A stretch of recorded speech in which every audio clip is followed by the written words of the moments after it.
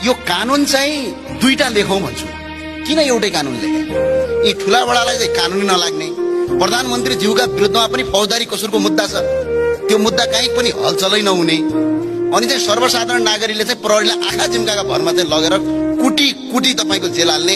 यो मेरो केसमा पनि तपाईको सुर्खेतमा बोलेकै भरमा मलाई आक्रमण गरेर तपाईको जेल हाल्ने। त्यसो भने कानुन सबका लागि बराबर भनेर किन लेखेको?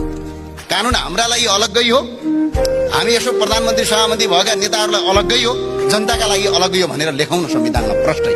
अनि जनतालाई पनि ढुक्क हुन्छ, ओहो कानुन त अलग अलग छ भन्ने। यस्तो किसिमको देशले, यस्तो किसिमको नीतिले मुलुक कहिले पनि विकास हुँदैन। र अर्को कुरा यसो हेर्छु, शिक्षामा चाहिँ गजबको व्यापार गर्छ। यहाँ आएका माननीयज्यूहरूका कतिका कलेज छन्, कतिका हस्पिटल छन्। के गर्ने?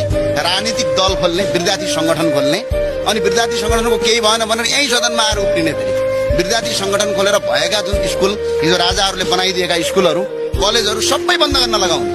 त्यहाँ नारा लेख्ने, भित्तामा लेख्ने, दुनियाँ गर्ने, तोडफोड गर्ने, अझ सकिन्छ भने त्यहाँको क्याम्पस टिमलाई पनि कुटपिट गर्ने।